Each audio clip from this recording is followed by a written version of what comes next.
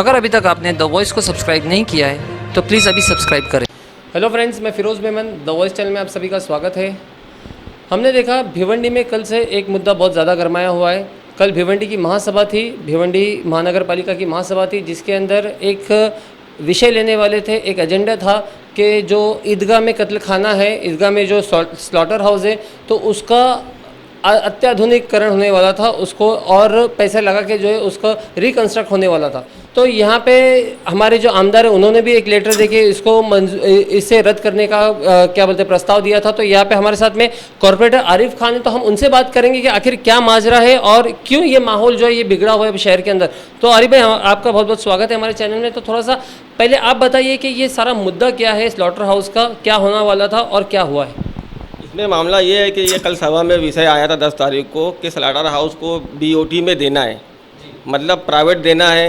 लेकिन हम लोगों का उसमें ये मामला था कि हम लोग नहीं चाहते थे कि ये प्राइवेट में जाए। हम लोगों का बोलना था कि नगर पालिका या स्टेट गवर्नमेंट का फंड आके वो बने और हम अपने अंडर में रख के उसमें काम करें।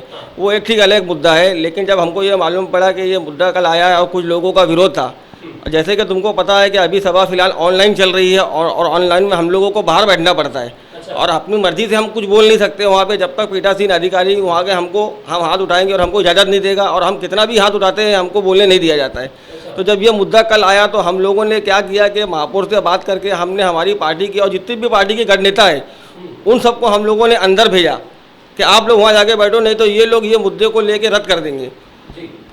ठीक है, उनको इजाज़त मिल गई, जाके वहाँ सब बैठ गए। उसके बाद जैसे ही जब सभा शुरू हुई तो मैडम खड़े होकर बोलती है कि विषय नंबर 17 रद्द करते हैं। तो वहाँ पे जब सभा में विषय आ गया तो महापौर मैडम अकेले कौन होती है विषय रद्द करने वाली।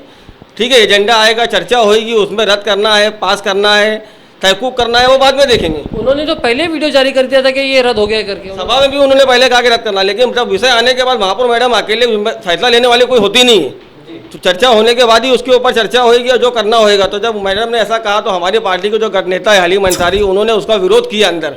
और ये मैं तुमको उनका लेटर दिखाता हूँ, ये देखो ये उनका लेटर है।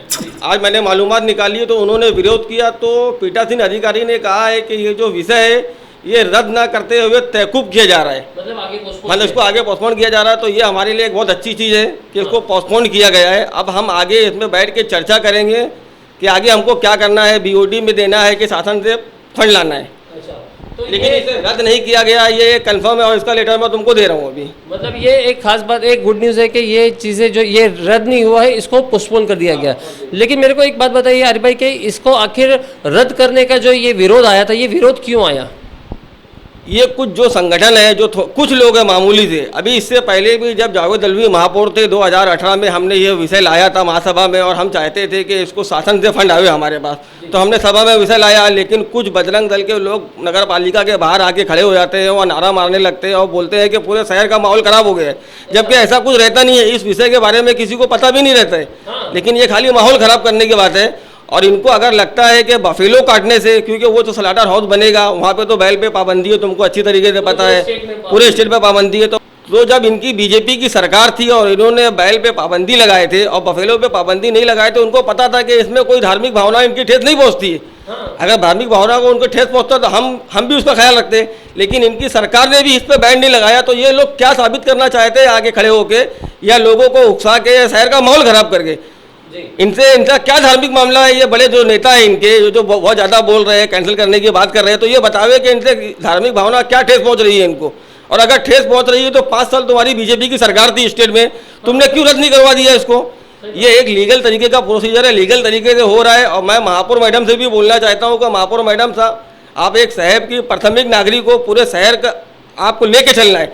आप कुछ लोगों को मद्देनजर रखते हो, वो हिंदू कौम के हो या मुसलमान कौम के हो, कुछ लोगों के जज्बा, हाँ, किसी भी कौम के, अगर वो कोई चीज़ जो लीगल तरीका उसमें अड़चन डालते हैं तो आपको उनकी नहीं सुनना चाहिए।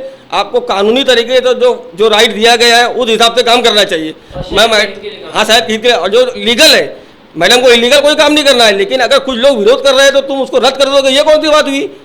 ये सरासर गलत है। मैडम को इस चीज़ का ख्याल रखना चाहिए आगे से। तो ये जो आरिफ भाई, ये जो प्रस्ताव पास हुआ था तो इसकी कितनी निधि थी और क्या थोड़ा सा बताएंगे आप हमको कि कितनी निधि थी और कहाँ से ये फंड आने वाले थे? क्योंकि यहाँ पे हम लोगों को कुछ ऐसा सुनने में आया है कि बहुत सारे यहाँ पे जो नेता है या बहुत सारे कॉर्पोरेटर है, ये फंड जो खाना चाहते हैं इसके लिए इसको जो है रद्द कर दिया गया है। नहीं, ऐसा इसमें कुछ भी नहीं था। जब हम लोगों ने सभा में 18 में जावेद भाई ने विषय लिया तो नगर पालिका की आर्थिक स्थिति ठीक नहीं थी, तो हमने स्टेट गवर्नमेंट से पैसा मांगा था। लेकिन तुमको पता है कि वो टाइम बीजेपी की सरकार थी और उन्होंने हमको कुछ 5 या 6 करोड़ रुपए का हमने फंड मांगा था रिपेयरिंग करके उसको चालू करने का, और ये हमारे अंडर में रहता। लेकिन वो टाइम बीजेपी की सरकार थी स्टेट में, उन्होंने हमको फंड नहीं दिया, उन्होंने ले दिया कि हमारे पास पैसा नहीं है। बीजेपी की सरकार जब गई तो हम जब महाराष्ट्र में सरकार बनी है हमारी महाविकास आघाड़ी की, तो हमने सोचा कि ठीक है अभी महाविकास आघाड़ी की सरकार बनी है, 2-4 महीने में हम फंड अप्रूव करा के ले लेंगे वहाँ से। लेकिन उसके बाद ही फट से कोविड लग गया। कोविड की वजह से हमने डिमांड नहीं करी और आहिस्ते आहिस्ते पूरा साल 1.5 साल खराब हो गया। अभी हम कोशिश ये करेंगे कि जैसे ये कोविड की महामारी अच्छी हो जाए तो हम सरकार से डिमांड करके पैसा लेंगे। हम ये नहीं चाहते कि बीओडी में जाए, लेकिन उसके बाद भी अगर सरकार पैसा नहीं देती है तो हमको फिर मजबूरी पे तौर पे बीओडी में देना ही पड़ेगा, क्योंकि हमारे शहर के लिए कत्ल खाना बहुत ज़रूरी है और एक ये लीगल राइट है। तो अरे भाई, इसके पहले भी कोई ये प्रस्ताव ऐसा इस तरह का कुछ आया था क्या यहाँ पे? आया तो था, और उस टाइम के जो सबसे बड़ी जिम्मेदार थी समाजवादी पार्टी के जो स्टैंडिंग चेयरमैन थे। अच्छा, ये कौन सी साल की बात है? ये करीब 2016 की बात है।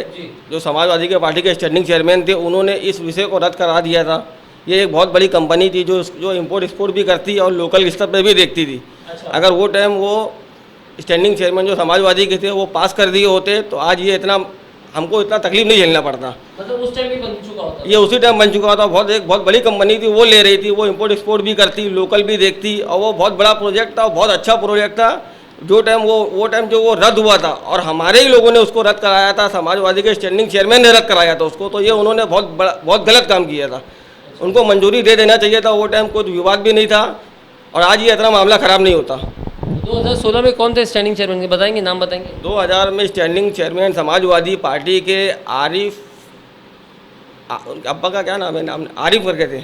अच्छा, धामन नाके के जो है। अच्छा, वो थे। जी, बहुत सही कहा आपने कि हर शहर की जो डिमांड होती है उस डिमांड को देखते हुए यहाँ पे महानगर पालिका का या सरकार का कर्तव्य होता है कि उन चीज़ों को पूरा किया जाए। और यहाँ पे जो चीज़ें लीगली प्रोसेस होते आ रही है तो उसमें किसी को ये हक नहीं बनता कि उसके अंदर दखल अंदाजी करे और बेवजह की बात करके, जैसे कि धार्मिक भावनाओं को ठेस पहुँचना और ये सारी चीज़ें करके शहर का माहौल ख़राब ना किया जाए, यही हमारी भी मांगनी है।